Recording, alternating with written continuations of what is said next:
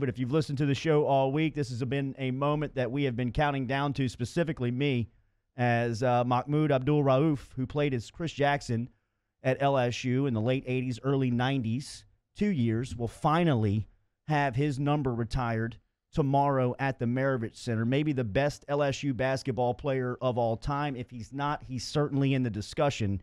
He's the only freshman to average 30 points over his 2 seasons in Baton Rouge. He averaged 29. He's got some of the best moments in LSU basketball history from an individual standpoint, and he averaged he was great. He was the best, man. He was the number 3 overall pick in the 1990 draft by the Denver Nuggets, and his life has taken some turns since that draft day, but he's still one of the best hoopers in the world, and he'll be in Baton Rouge tomorrow to have his number retired, and he's joining us now here on Off the Bench. It's great to talk to you. Good morning, Mahmoud Abdul-Rauf.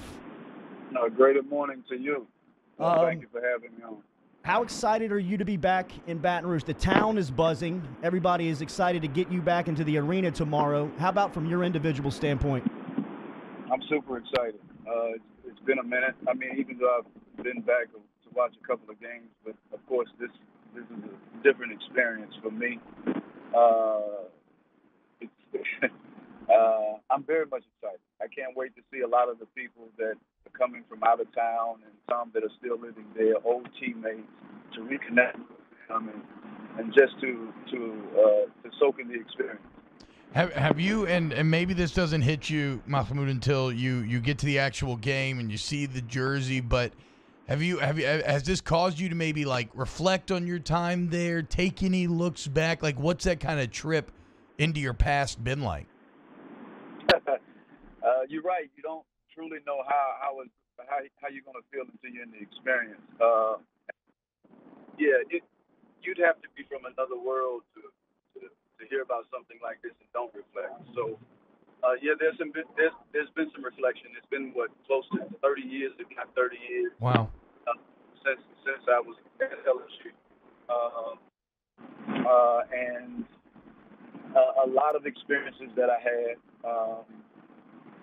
Going back, thinking about some of the games, some of the interviews, remember being asked a question about what I wanted my career to say for itself, and I said something like, man, if I can average 12, 13 points, 7 assists. So, Mahmoud, you were telling the story about, I think it was your third game, right? It was maybe Louisiana Tech where you had 29, and you thought that you played really well, and Dale called you in and said they need more from you. No, actually, the first game was 13. The second game was 21. It was after that game that walking into the locker room, I was the last one. He said, listen, at the time my name was Chris. He said, Chris, we need you to score more. I said, Coach, I'll try. And then the third game I had 48. Then I think it was 36. And then Florida was 53. And it just continues from then on. And that's the one we were watching this morning. Yeah, I was about to say we watched the 53 points this morning at YouTube highlight, Mahmoud. And I guess when I'm watching and I'm thinking, you're so in the zone in a game like that. Like, what does it feel like when you're on the court and you're in the midst of a 53-point performance? What's going through your brain? You know that you're hot, but at the same time, at that time I was slightly superstitious. So you don't want to think about it too much. You don't want to do anything that's going to disturb the moment. You're just playing, and you're not counting points. And I never got into counting points. You're just going with the flow. You're staying aggressive. You're trying to stay in the rhythm, and you're just hoping that this day, continues to go that way. And we were watching the 53, and you were talking about having and being in that zone and what LSU needed from you at the time. We all saw what you gave us from a basketball standpoint. What did LSU give you in your 2 years of experience in Baton Rouge? Man, they gave me the opportunity, really, to be creative. I mean, in terms of basketball, that is, to be creative. I met a lot of great people. For example, one summer, Gus Wild and Leanne Wild, man. I worked at this firm, and I had issues with the a lot of athletes when they talk and just being able to articulate certain things, and just every day walking into that office. And the smallest thing, he didn't give me a long speech. I would walk in, and every day there would be like 5 to 10 minutes talk, and he would just talk to me and share little bits of nuggets here and there. And by that next year, I'm totally a different person when it came to talking to the media. And so and there are numerous stories. Father, I think Jeff Bahi. Yeah. Right, Bahi. Yeah. Jamie. Yeah. The young man that died of cancer. Yeah. So those experiences, that's outside of basketball that just helps to develop a person beyond the game of basketball. And there's numerous other examples, but those experiences are priceless. So tomorrow in the PMAC, another priceless experience likely coming when that jersey is retired. But when you think back to your time in that arena, do you have a favorite memory from the PMAC back when, Jordy always talked about when he was selling out, rocking and rolling. Do you have a memory that stands out above the others? Oh, man. You know what? Those are always the toughest questions for me when people ask me, what's your favorite? Yeah. Or even the top 2 or 3. So many. Because there was so many of them. Game winners, UNLV coming in the gym, and the team that they were and defeating them. Oh, my goodness. Yeah. But there's some memories that I don't. You look back, you didn't like it then, but you understand it when we lost against a team we should have beat, and then the coach, right after the game, we go into the locker room, and people are still leaving the arena, and he's walking us right through the arena, going to the basement gym to practice that night. The embarrassment of that, you're like, are you serious, man? That was good. That's great. Mahmoud Abdul-Rauf joining us here, 104.5 ESPN Baton Rouge, ESPN New Orleans, ESPN Alexandria. Finally going to have that number 35 hanging in the rafters of the Maravich Center. Mahmoud, did you know Kobe? Did you ever meet Kobe? Only on the court. I didn't know him, though. What was your reaction in just the basketball world of losing a presence like that to somebody that meant so much to the game? Man, it was tragic the way it happened. But we all know that none of us are going to make it out of here live at the same time. Yeah. And, heart goes out to family, all of them, his wife, his children, his mother. And the things that I heard that he began to do with his life outside of basketball, the stories, I think even, just being involved. And no question, man, his style of play, he was relentless. His mentality on the basketball court, and it seemed like it translated,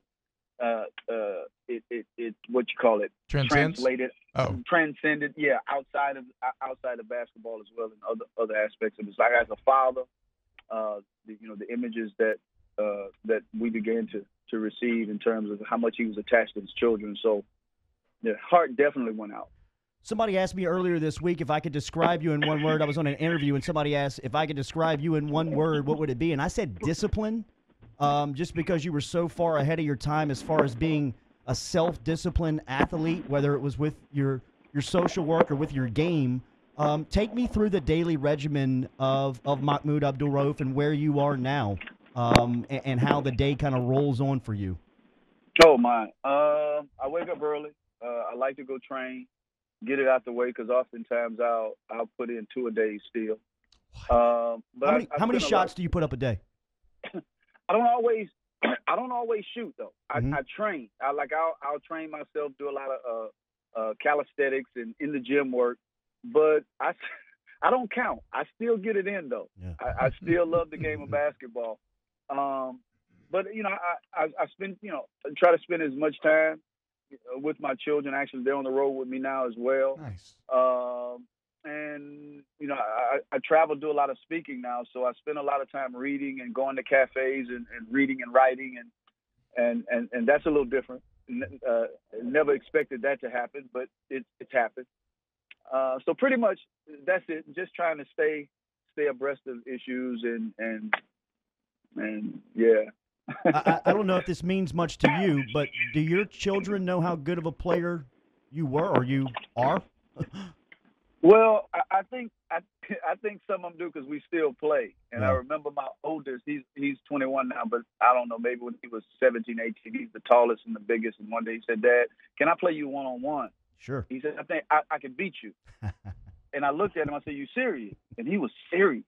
He said, "But can you do me a favor?" He said, Can you play me with everything you have?" I said, "Son, I don't mean any disrespect. I said, I don't have to play you with everything I have."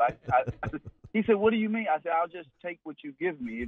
I'm trying to make the game easy." So we ended up playing, and the first 3 shots, I didn't move. And, and I looked at him, and he handed me the ball, and I looked at it. And he's athletic, and he's strong.